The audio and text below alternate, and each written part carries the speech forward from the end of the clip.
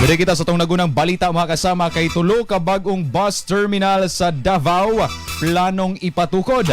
Atong dawaton ang kinatibukang detalye mga kasama pinaagi sa report ni Radyoman Gretchen Ligot. DXDC Radyoman Report.